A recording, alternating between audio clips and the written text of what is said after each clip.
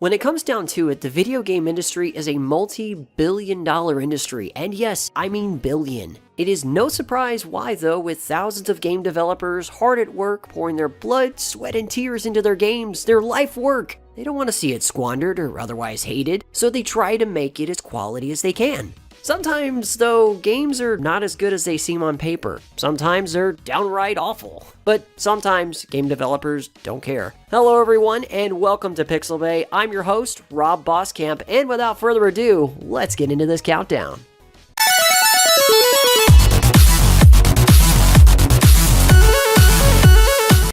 Number 5, Hotel Mario.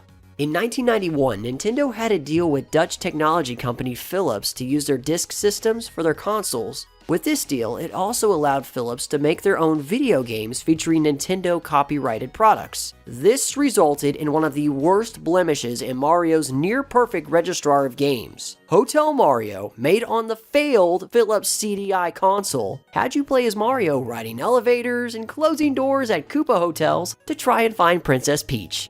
That's it.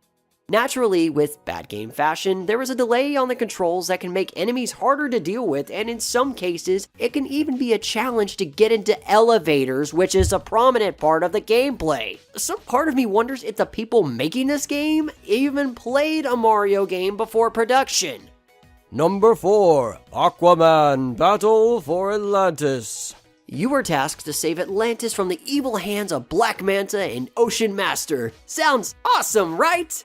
Well, it's not. Aquaman Battle for Atlantis was an Xbox and GameCube title from 2003. Not only was this game riddled with terrible controls and awful combat, it also had countless randomly placed invisible walls with no indication if you're running into one. The enemies were very bland, and the landscape was nothing more than a few buildings and a few shades of blue. This game was a massive flop, and maybe that's why the PlayStation 2 port was canned.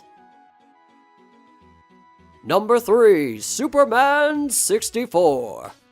Keeping to the superhero theme, we have the N64 game Superman: The New Superman Adventures, or as many have taken to calling it, Superman 64, giving the title is not clearly on the box. The game has the player take control of Superman trying to save his friends from Lex Luthor, who trapped them in a virtual metropolis. How do you save them, you ask? You fly through rings! The controls are super sensitive, and a slight turn could cause the player to completely miss a ring, or even two, which wouldn't be a big deal if it weren't for having a time limit and the controls are that of a tank, making it essentially impossible to correct yourself. Outside of the rings, the game has some action sequences and some horrible, near-game-breaking glitches that can occur to the player with ease. Number 2, Bubsy 3D.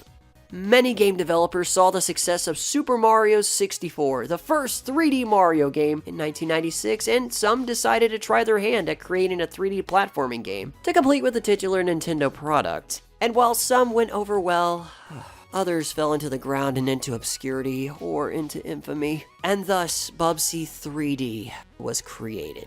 The Bubsy series was a game franchise developed by Accolade. Bubsy 3D was so obviously in the development stages when the game was released to the public, the landscapes were barren, to say the least. The platforms you were supposed to jump on were gray, and the general feeling of the game itself was unfinished. It's surprising a real game journalist gave it high praise. Oh well, Bubsy's been long since dead, and he isn't coming back.